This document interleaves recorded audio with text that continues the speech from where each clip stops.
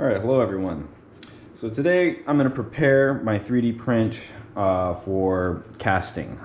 Basically I'm going to coat it with an epoxy resin so that it makes a nice clean surface on it, nice and shiny too. So today I'm going to be using a two-part epoxy, which is called XTC 3D. This is just an epoxy resin with a really strong kicker so that it cures pretty quick, makes it stick to the part. And you can use it on other stuff, but definitely not for casting. This stuff is for coating things.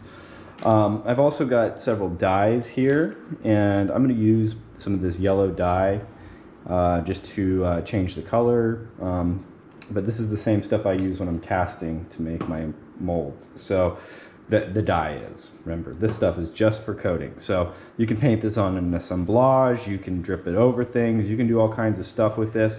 It's very toxic. I've got windows and doors open on either side. I've got a fan blowing.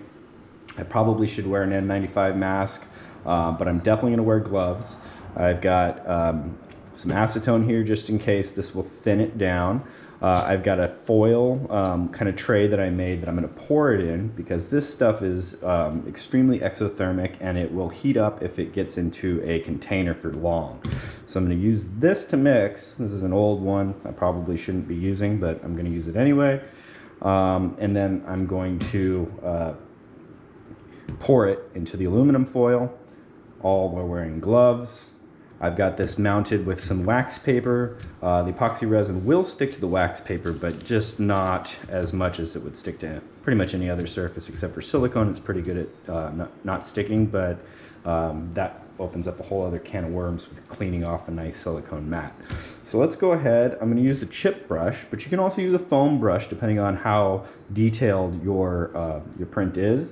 You might want to use something that's thinner so that you can get into the nooks and crannies without having too much goop going on. All right, so first step, gloves.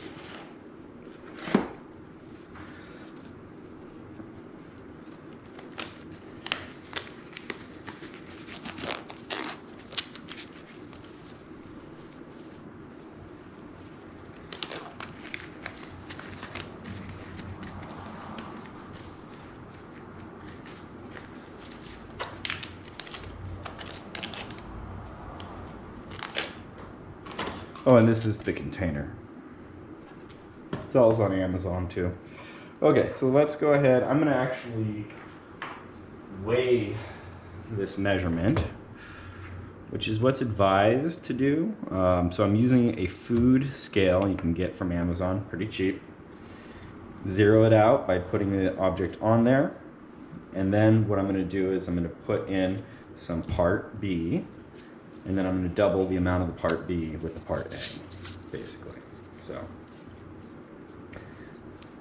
2A to 1B by volume, which means you don't need to weigh it, but I'm kind of missing my numbers on here, so I'm going to try to...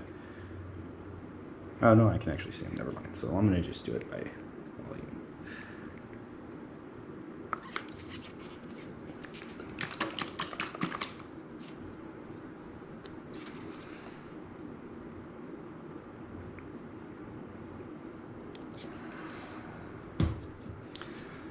I put in 5, now I'm going to go up to the 15.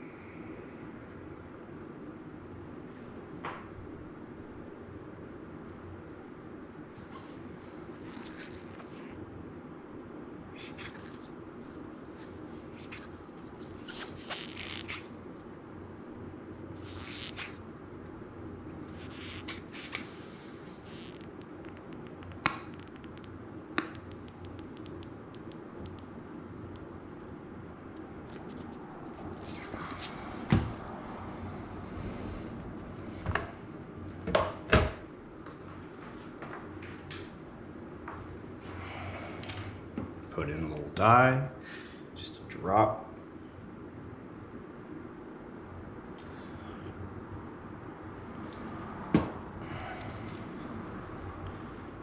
And mix.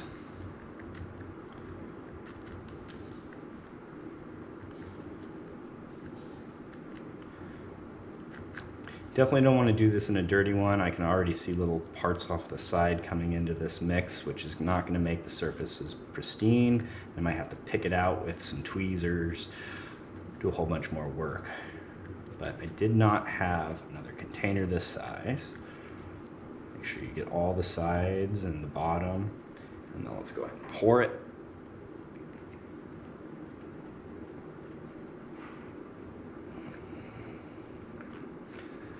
Okay, set that there, set this there. All right. I'm gonna start at the bottom, and then I'm gonna set it down and work my way up the top. So.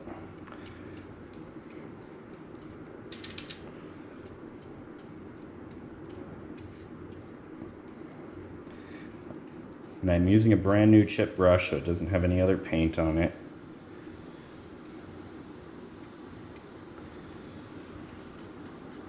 And you gotta move pretty quick.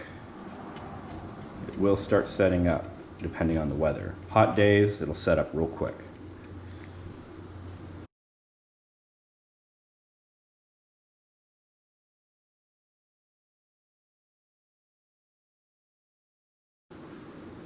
Gotta watch for bristles that'll come off of this brush, and then make sure you pick them off as you go.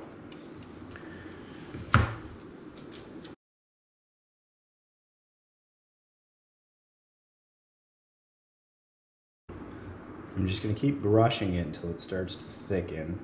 Make sure I get a nice even coat.